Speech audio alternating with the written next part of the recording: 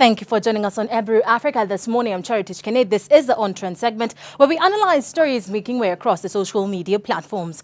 Well, the two major stories making way across the internet is the story of one, Mr. Yoweri Kaguta Museveni, the president of Uganda, who is going to ascend the anti-gay bill, but has called on the United States scientists to work together with Ugandan scientists to prove whether the gay kind of a lifestyle is either one, imposed in the genealogy of the human being, or two, whether or not it is man-made.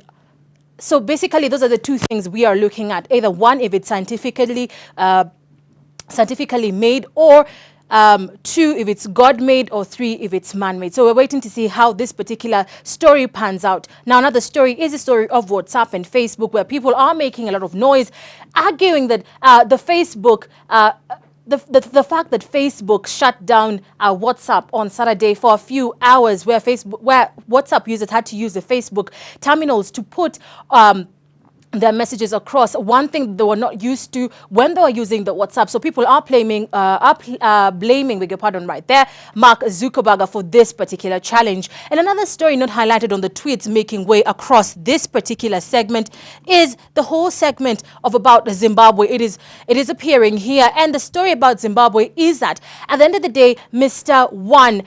Robert Mugabe has turned 90 years old and has ruled Zimbabwe for over 30 years. So people are looking for the fact that whether Mr. Mugabe is indeed going to go forth and continue his presidency. Now, he stated the other day, that was on Saturday, that he has the energy of a 9-year-old. But there was quite a good caption by the local paper here in Kenya, just depicting to you exactly what this particular articulation by Mr. Robert Mugabe actually means to this present day. So I will be highlighting that story later on. But let's begin with things matters Uganda.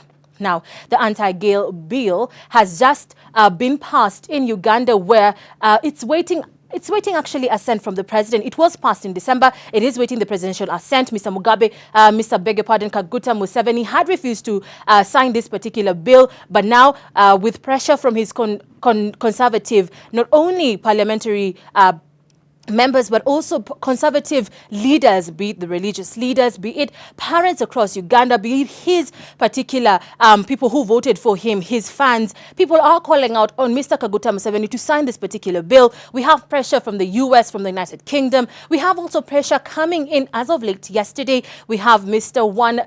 Desmond Tutu, one of the liberation movement fighters in South Africa, just putting his point across in saying that this particular bill has parallel sort of his link with the Nazi regime and also the apartheid regime, where people were not allowed to love the people who they choose to love. So South Africa, we know as of today and as of 2 years ago, they did pass a bill accepting same-sex marriages. So what is coming out of South Africa is a lot of support for the gay people in Uganda. So what people are being told is if indeed Kaguta Museveni passes this particular bill, then the gay community in Uganda will be forced to seek asylums elsewhere in the world. So people are calling on US, because US will be one of the flagship countries for the gay community to go to, because they recognize the same-sex marriage, and also the United Kingdom. So they are calling on the for the international community to put a lot of international pressure on Uganda to ensure that they comply with putting this particular law to the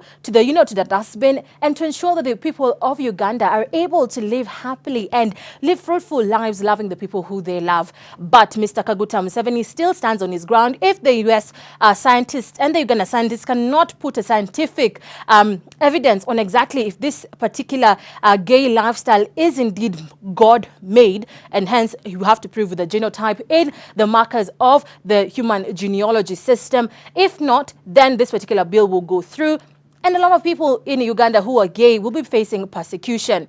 And also, it does not only apply to the gay community, it also applies to the people who know of gay people and they have not sent out their names to the government police department. So they will also be facing jail time for that particular crime. So let's take a look at the tweets making way up through this whole particular wall.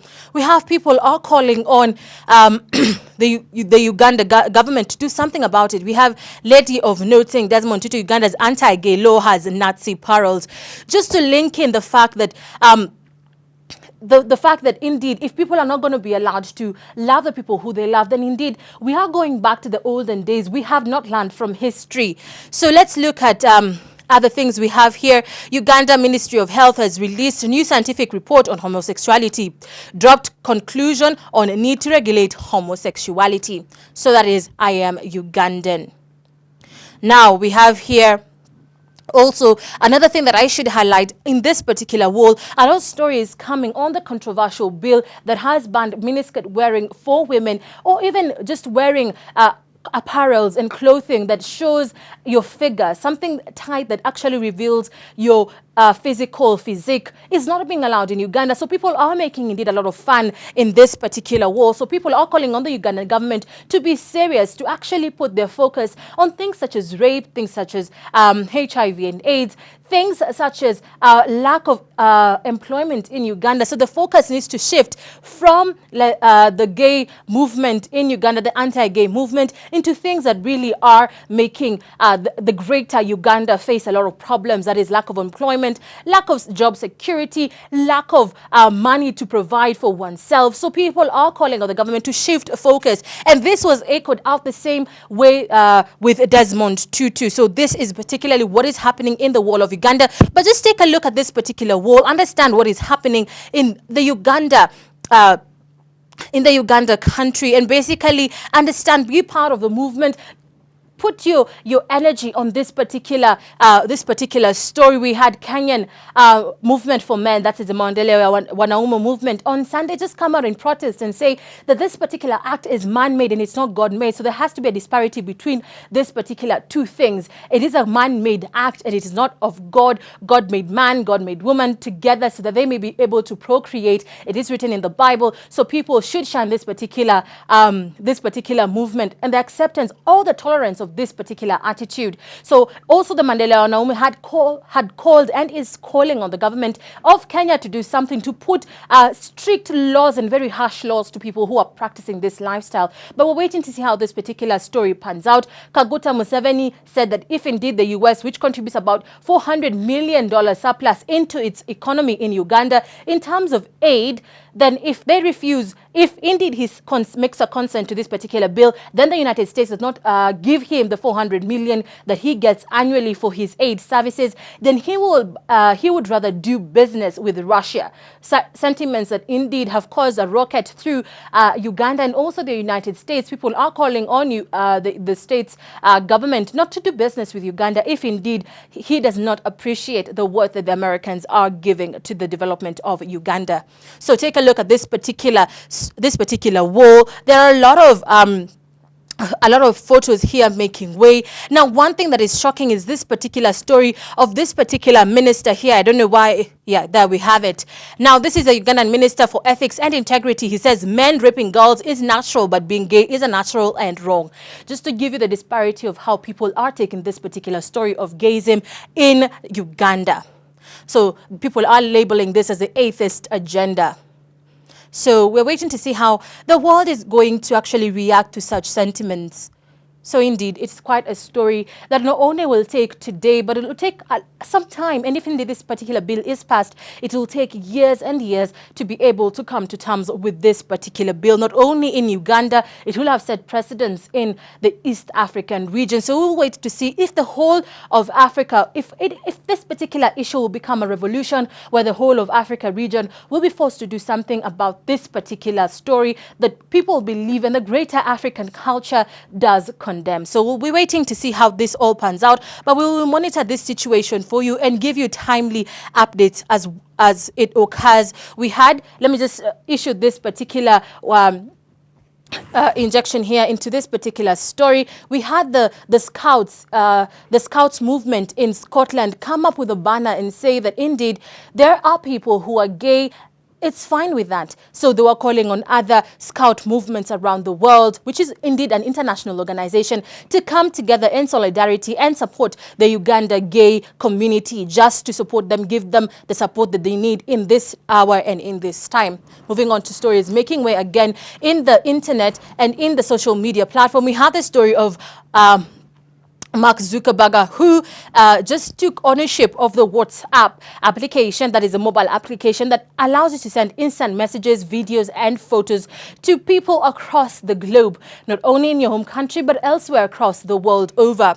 So he took possession of WhatsApp over the weekend in a tune of 9 billion. He also took on Instagram with a tune of 1 billion. And it is being said that indeed he is looking to buy Snapchat to a tune of 3 billion, but the owner has refused to accept that particular offer given by Mark Zuckerberg. So we will be able to monitor this situation to give you timely updates whether or not Mark Zuckerberg will increase his particular offer to the Snapchat owner, to see if indeed he will be the only owner who is worth the praise in the social media circuit. Now, people are saying indeed that Mark Zuckerberg, if I may be able to just read to you here, maybe Facebook is terrified of losing, beg your pardon, its position in the world as a primary source of social network and messaging platform. So may that be the reason why Mark Zuckerberg refused to have other people compete with him. He is trying to eliminate his competitors,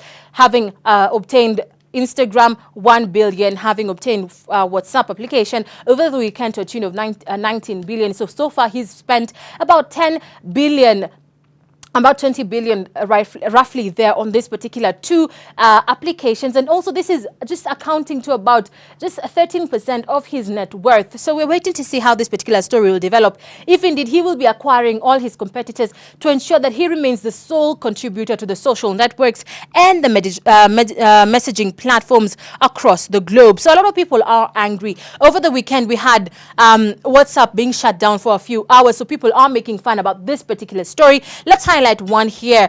I cannot pronounce this name, the Nobinu. I hope I pronounce it right. 102 says WhatsApp server down and everybody's back to Facebook. Well played, Zuckerberg. Well played.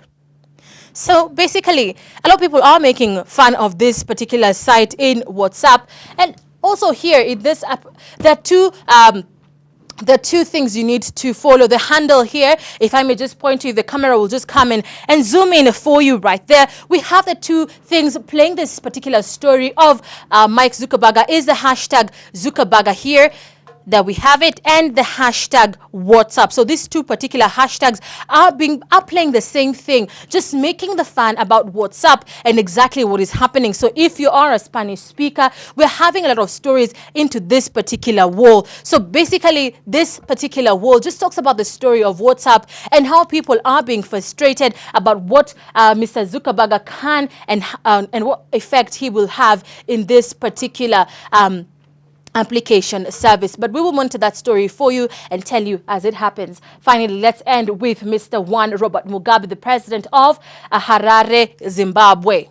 So he celebrated 90 years old. That is him, indeed, with his might, just telling the people he indeed has the power to keep on fighting for the liberation and for the free movement, and actually speaking on behalf of the people of Zimbabwe. But let me shift to the story, to the big picture that I want you, so the camera will zoom in for you right there. This particular story tells it all. This particular cartoon by a local newspaper here in Kenya does tell the tale of Zimbabwe's President Robert Mugabe. Zimbabwe, he has been ruling since 1980. We have here the age 90 being showcased on the screen. And we have here the number 9 represents, I am not thinking about retirement. Just reflecting back to the fact that he said he is turned 90, but he has the energy of a 9-year-old. But the 0 and the 0 that follows his 9 says, yes, Uncle Bob, retirement is thinking about you. So quite a very, very good caption right there. So thank you for staying tuned to Ebru Africa this morning on Trend segment. Coming up next is more, so keep your viewing. Thank you for your scintillating company.